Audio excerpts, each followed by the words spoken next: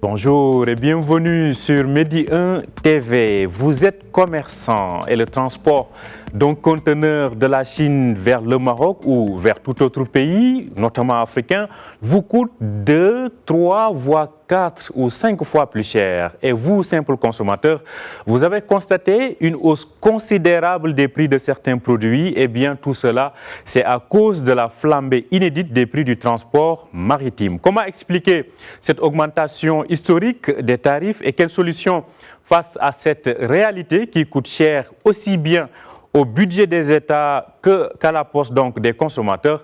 Notre invité va nous donner des pistes. Il s'agit de El Moustapha Fakhir, expert maritime et membre de l'Association marocaine des armateurs. Il est également premier vice-président du comité des spécialistes africains en activités maritimes portuaires et logistiques. Bonjour El Moustapha Fakhir.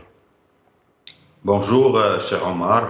Je suis très ravi d'être parmi vous ce matin pour discuter de ce sujet d'actualité. Effectivement, merci. Tout le plaisir est pour nous aussi. Alors, avant de commencer, est-ce que vous pouvez, je disais tout à l'heure que les prix ont été multipliés par 2 jusqu'à presque ont quintuplé. Est-ce que vous pouvez nous donner en chiffres réels ce que on a connu en termes de hausse d'un conteneur? On sait qu'habituellement, un conteneur, par exemple, importé de la Chine, coûte vers 40 000 dirhams, si on s'exprime en monnaie locale marocaine.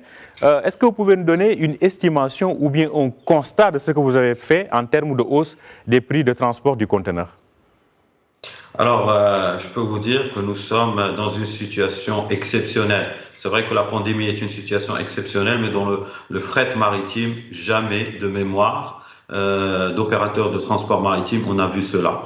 On peut dire qu'on a crevé un plafond de verre, des seuils inimaginables, même durant la crise de 2008 où il y avait une flambée, on n'a jamais atteint ce plafond. Alors aujourd'hui, c'est très simple, il n'y a plus de limite pour la hausse des taux de fret. Avant, on disait que le seuil psychologique, c'était $8 000, c'était $10 000. Après, on a vu que c'était 12 000, 14 000. Aujourd'hui, on est carrément à $20 000. C'est vrai que les armateurs, $20 000 par conteneur entre la Chine et le Maroc. C'est vrai que les armateurs d'eux-mêmes ont bien compris que cette flambée était sans aucune logique et qu'elle allait commencer à devenir vraiment contre-productive pour eux. Il y a eu certains armateurs, CMA CGM, qui a été suivi par Hapag-Lloyd, qui ont décrété, entre guillemets, une stabilisation de ces taux de fret pour le premier trimestre, jusqu'en premier trimestre 2022. Mais comme vous savez, l'offre de la loi et la demande, c'est elle qui détermine les taux de fret. Je ne crois pas que cette décision à elle seule va stabiliser ces taux de fret. Alors, si je retiens en tout cas un chiffre, c'est les $20 000, c'est-à-dire qu'on est passé d'un conteneur qui coûtait $4 000 jusqu'à maintenant à $20 000 et que certains armateurs essaient de voir si cela est possible de baisser, mais ce n'est pas encore donné. Alors, c'est El Moustapha Fakhir, comment expliquer cette hausse en fait subite? Il faut dire qu'il y a eu une conjonction de plusieurs facteurs. Mais c'est vrai que la pandémie est passée par là. La reprise économique qui a été très brusque et très importante d'un seul coup a créé un déséquilibre entre la loi et l'offre et la demande. Pour vous dire simplement, les États-Unis ont mis en place un plan de dopage de leur économie qui est très importante, qui est très généreux, ce qui a fait qu'il y a eu beaucoup de demandes de la part du trafic dans le Pacifique et malheureusement, ça s'est traduit par un détournement d'une offre de transport maritime qui existait sur l'axe Chine, Méditerranée, Europe du Nord. On a repositionné des navires plutôt sur un axe transpacifique entre la Chine et les États-Unis et diminution de l'offre sur l'Atlantique a créé une pénurie de capacité, une pénurie de conteneurs. C'est ce qui a fait flamber les taux de fret. Mais également, et ça il ne faut pas le nier, c'est qu'on a une concentration important dans le transport maritime. Aujourd'hui, alors qu'il y a 20 ans, on pouvait avoir peut-être une quarantaine d'opérateurs dans le transport maritime. Aujourd'hui, on en est réduit à une dizaine qui maîtrisent à peu près 70% du trafic maritime. Cette concentration a fait que le jeu de la concurrence ne joue plus. Et malheureusement, quand le jeu de la concurrence ne joue plus, il y a une très forte hausse des tarifs. Et c'est à quoi on assiste aujourd'hui. Donc, d'une part, une offre qui est réduite et d'autre part, un monopole qui est là. Et automatiquement, on a cette conséquence qui est la flambée des prix. Donc, à ce propos, à un moment, vous parliez donc du fait que cette réorientation des flux vers le Pacifique a conduit, je le rappelle, à un record donc, de passage au niveau du canal de Panama cette année. Donc, c'est ce côté-là, donc la Chine vers les États-Unis via le Pacifique, qui donc attire davantage ces navires. Alors, vous parliez aujourd'hui d'une certaine concentration des acteurs. Cela nous fait penser aux fameux 3 alliances qui dominent ce transport maritime mondial. Très rapidement, El Moustapha Fakhir, parce qu'on va parler des solutions. Est-ce que vous pouvez nous rappeler quelles sont ces 3 alliances aujourd'hui qui dominent le transport maritime mondial? Alors, je vais vous dire clairement, les armateurs sont devenus aujourd'hui les maîtres du jeu. On va le dire clairement et aussi simplement. Aujourd'hui, il y a 3 alliances, il y a 2M, il y a The Alliance et Ocean Alliance. Alors, il y a 3 alliances, chacune est constituée de 2 ou plusieurs armateurs, principalement européens, on va le dire, un peu asiatiques.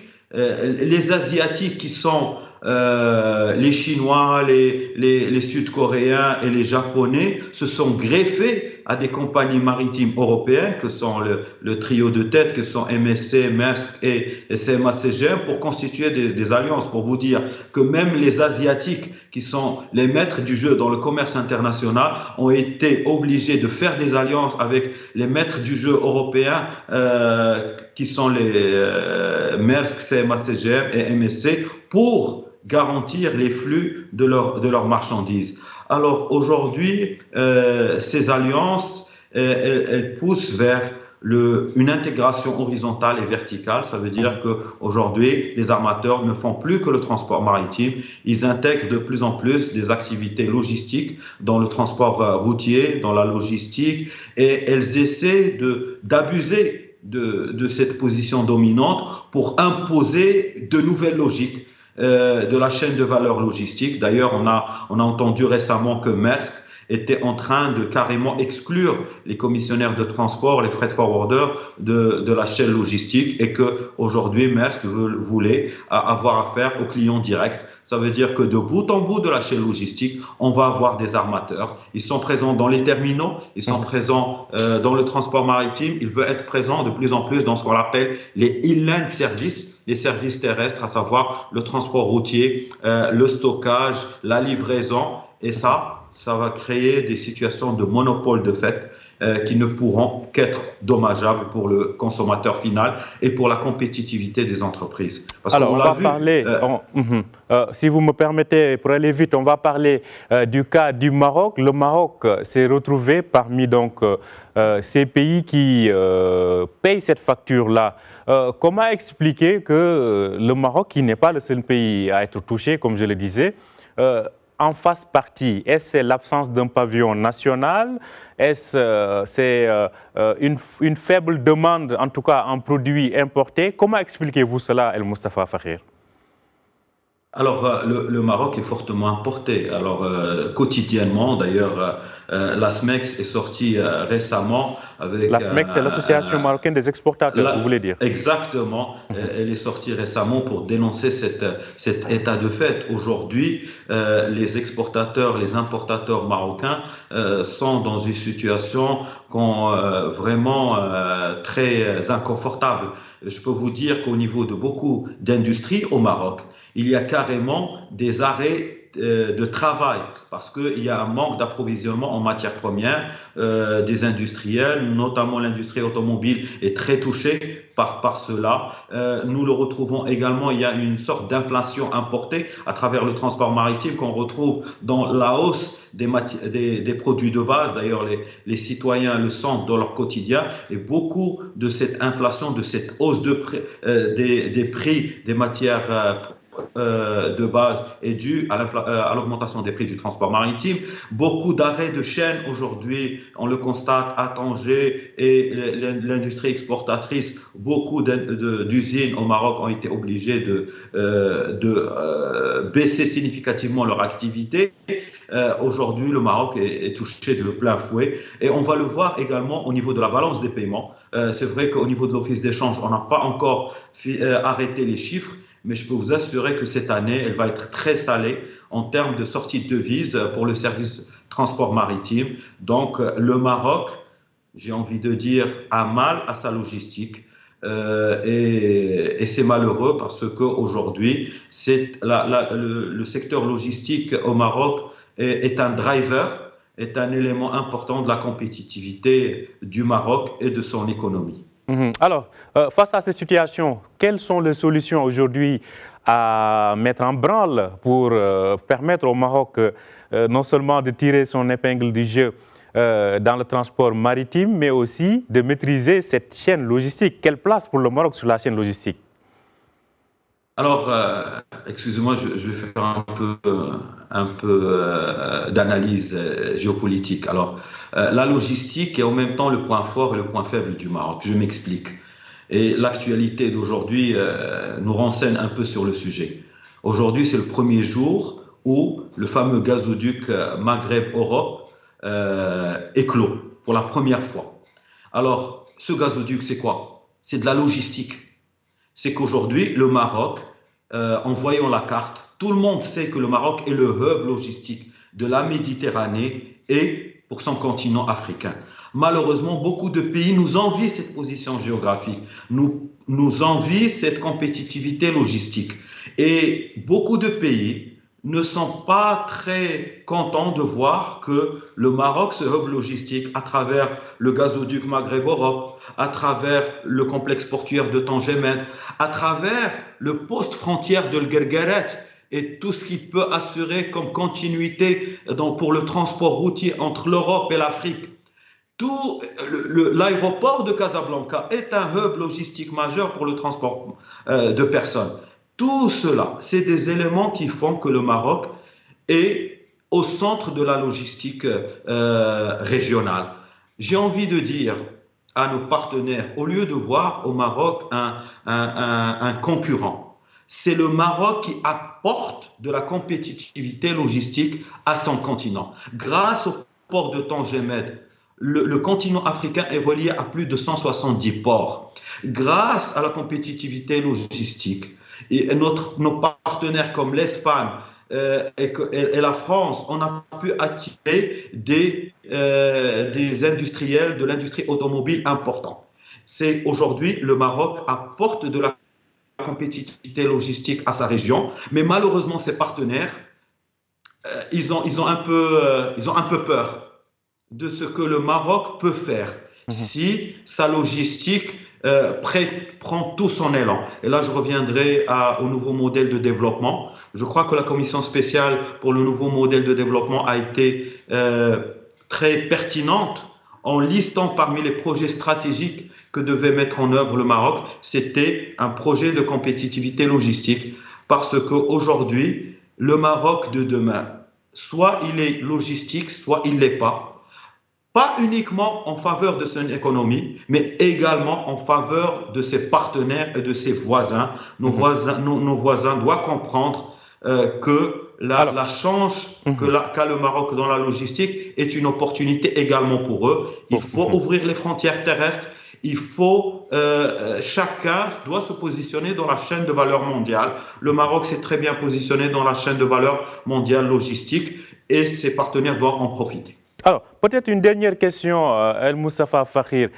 Vous parliez des voisins, de l'environnement, mais si on revient au niveau interne, selon vous, que doit qu'est-ce qui doit être fait pour permettre au Maroc aujourd'hui d'être plus compétitif et de ne pas subir ce qu'on est en train de voir aujourd'hui en termes de conséquences du transport maritime? Assez succinctement, s'il vous plaît. Alors, succinctement, ça sera très difficile. Il faut qu'on ait de la cohérence globale. Aujourd'hui, on ne peut pas vouloir être le hub logistique de l'Afrique et de la Méditerranée sans disposer pas d'une flotte nationale, mais au moins une flotte stratégique dans le transport maritime.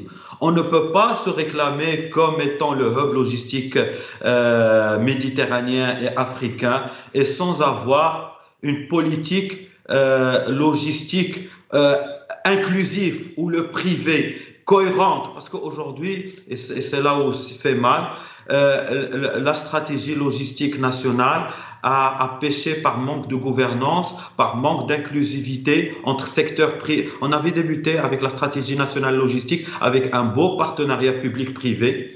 Aujourd'hui, ce partenariat a connu beaucoup de froideur, malheureusement. Et si j'avais un conseil à faire à ce nouveau gouvernement, il faut qu'il soit inclusif. Aujourd'hui, on ne peut plus penser une stratégie logistique pour le Maroc en marginalisant la participation du privé. Il faut s'ouvrir à nos partenaires, pourquoi pas? Nos partenaires étrangers, l'Algérie, la Mauritanie, l'Espagne, la France, les inclure dans tes stratégies parce que le Maroc est un hub logistique et il faut qu'il soit le plus inclusif possible parce qu'aujourd'hui, nos partenaires ont peur de ce géant logistique qu'est le Maroc et on doit dérisquer pour eux les choses. Pourquoi? Parce que, et là je terminerai mon propos, aujourd'hui on n'est pas à l'abri d'une nouvelle crise logistique et je m'explique. Demain, qui croyait que le virus, nous avons affaire aujourd'hui à un virus biologique, la pandémie du Covid-19, qui a touché tout le monde. Demain, par malheur, si on a, et Dieu nous en préserve, une attaque terroriste, si on a une attaque informatique et qui s'est déjà passée, Maersk, CMA-CGM ont déjà fait l'objet d'attaques informatiques. Rapidement, on arrive au terme. Et qui a créé de grandes perturbations de la chaîne logistique. Aujourd'hui, dans un cadre régional, le Maroc et ses partenaires doivent réfléchir à sécuriser la chaîne logistique africaine et méditerranéenne et on peut être leader sur ça. Merci beaucoup. El Moustapha El Fakhir, je rappelle que donc vous êtes expert maritime. Vous étiez en direct avec nous depuis Casablanca. Merci d'avoir accepté notre invitation. Merci à vous. Merci. Bonne journée. Merci à vous aussi de nous avoir suivis. Je rappelle que vous pouvez retrouver cet entretien sur notre site www.medianews.com. Bon début de semaine à vous. Bonne journée et bonne suite de programme sur Média TV.